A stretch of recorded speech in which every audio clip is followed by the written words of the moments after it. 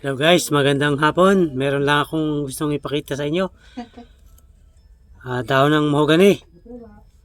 Ah, kung ito ay normal na dahon, yan, di ba dahon yan? Ito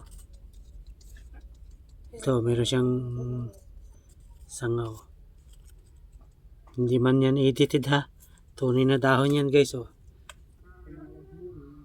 Kakita ko lang ito ngayon pero yan oh.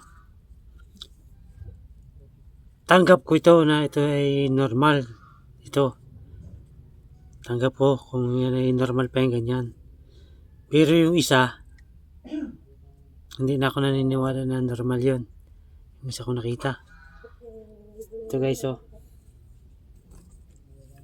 Ngayon ko lang siya nabidyohan. Tayo ay sobrang busy. Ayan o, dahon din na mahogany yan. Ito yung kanyang mga dahon o. Pero ito, dito o. Yan o. Tatlo. Yan o. Tatlo guys. Ano ang pagkakaiba kaya? Yan o. Bagong pitas lang ito ngayon. Ito pa 3 araw na. Yan o.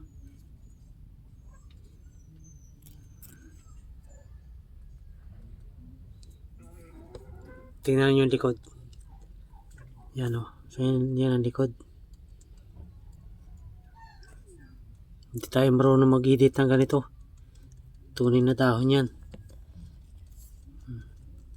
Kung mapapansin ninyo, nakadikit yan ha. Dahil mahilig tayo maglilimot ng mga ganito. Mahilig tayo sa kakaibang bagay. Yan o.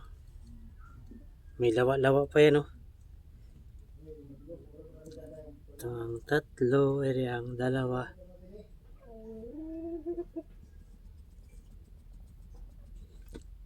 Sa malimit kong makita ay ko na eh. Sa dahon ng upli. Yung ganito, may mga ganito. Yun ang malimit natin makita sa dahon ng upli. Ngayon naman, ang nakita natin ay dahon ng mahogany.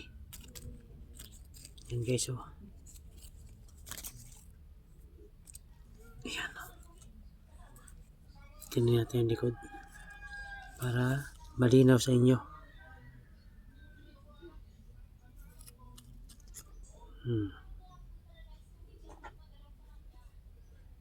Approve of disapprove guys.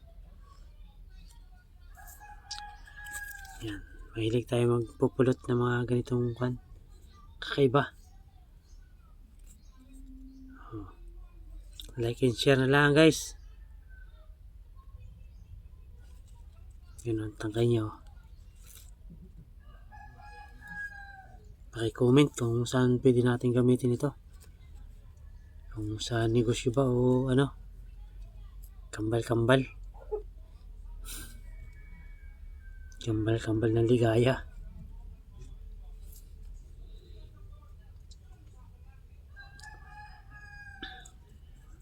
Dito ko talaga humangay. 3 ito. Tayo, guys, hanggang dito lang. Thank you very much.